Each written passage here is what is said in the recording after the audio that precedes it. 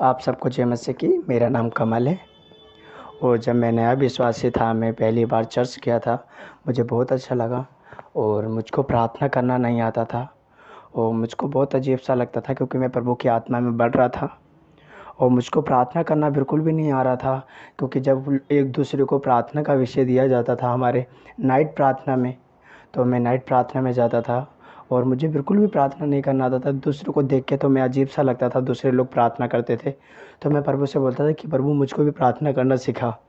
और ऐसा हुआ कि सच बता रहा हूँ कि कुछ समय कोई कोई देता था तो मुझको अजीब सा लगता था कि प्रभु मुझे तो प्रार्थना का विषय आता ही नहीं करना, मैं कैसे करूँ। मुझे प्रार्थना का विषय दिया जाता था तो मैं बड़ा उदास सा होता था और मुझे बहुत अजीब सा लगता था कि प्रभु क्या मुझे प्रार्थना करना भी नहीं आता। और सच में उस दिन गया मैं और रात को बहुत ही रोया और काफ़ी रोया प्रभु के सामने। और प्रभु से मैं बोल रहा था कि प्रभु प्रभु प्लीज़ मुझे प्रार्थना करना सिखा, क्योंकि तेरे लोग बोलते प्रार्थना करने के लिए और मुझको प्रार्थना करना नहीं आता। 2 शब्द बोलता था बस, उसके आगे मुझे शब्द ही नहीं निकलते थे। जब मैं प्रभु से उस दिन मैंने रोया, गिड़गिड़ाया, प्रभु से बोला कि प्रभु आज मैं कुछ भी हो जाए, प्रभु तू मुझको प्रार्थना करना सिखा। क्योंकि मैं डे बाय डे जाता था। हर मंडे हमारे यहाँ पे प्रार्थना होती थी नाइट प्रार्थना में, और नाइट प्रार्थना में ज़्यादा मैं जाता था। और जब मैं प्रभु से बोला कि प्रभु अब किससे मैं नहीं जाऊँगा नाइट प्रार्थना में, क्योंकि मुझे प्रार्थना करना नहीं आता था। ये मेरे जीवन की सबसे बड़ी गवाही है।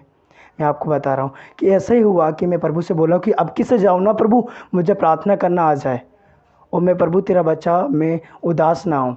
लेकिन जब मैंने प्रभु से प्रार्थना करा और सच में उस दिन ऐसा हुआ कि अचानक ही प्रभु ने मुझे एक प्रार्थना का विषय मन में डाला और मैंने बोला कि पवित्र आत्मा जी मेरी मदद करो, प्रार्थना करने में मैं कैसे करूँ।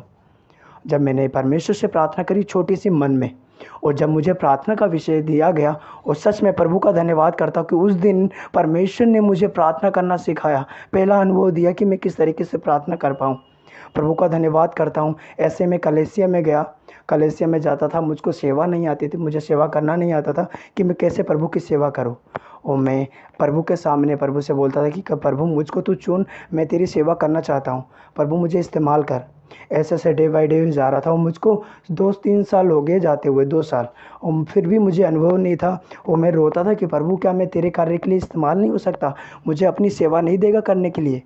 तो प्रभु से जब प्रभु की दासी लोगों को प्रार्थना का विषय देती थी, मैं अपने आप को बड़ा निराश करता था कि प्रभु मुझे भी प्रार्थना का विषय मिलेगा तेरे भवन में प्रार्थना करने के लिए। तो वह समय मैं प्रभु से काफ़ी प्रार्थना करता था, नाइट में प्रार्थना करता था, दिन में प्रार्थना करता था, पर्सनली प्रेयर। और मैं जब प्रभु से प्रार्थना कर रहा था कि प्रभु एक समय आएगा कि प्रभु मुझको उठाएगा, और मैं देख रहा था कि मेरे जो मुझसे कई पीछे थे और वो आगे हो चुके थे, काफ़ी समय से आ रहे थे वो लोग, और उन लोगों को परमेश्वर खड़ा करा था, वो आत्मा में बढ़ते जा रहे थे। लेकिन मैं अपने में बड़ा अजीब सा फील कर रहा था कि प्रभु सब लोग बढ़ रहे हैं, मैं क्यों नहीं बढ़ रहा हूँ। और प्रभु से मैं मांग रहा था कि प्रभु मुझे भी बढ़ा, प्रभु मुझे भी अपने भवन में इस्तेमाल कर, अपने प्रार्थना के लिए, वचनों के लिए कुछ तो कर प्रभु मेरे जीवन में। मैं प्रभु का धन्यवाद करता हूँ कि सच में कि प्रभु से मैंने प्रार्थना की, प्रभु मुझे इस्तेमाल कर। और मैं प्रभु से प्रार्थना करता गया कि प्रभु कब आएगा समय कि मैं प्रभु कब मैं तेरे भवन में इस्तेमाल। प्रभु का धन्यवाद कि परमेश्वर अचानक ही क्या हुआ उस दिन जब मैं चर्च में था, तो अचानक ही जैसे कि प्रभु की दासी सबको प्रार्थना का विषय दे रही थी, चर्च में एक लोगों को अपॉइंट किया जाता था रिफ्रेशमेंट के लिए, प्रार्थना करने के लिए या किसी के लिए दुआ करने के लिए 1-2 लोगों को उठाया जाता था। तो ऐसे ही जब मैं भवन में था और मैंने अपने लिए बोला कि प्रभु आज भी मेरा नंबर नहीं आएगा।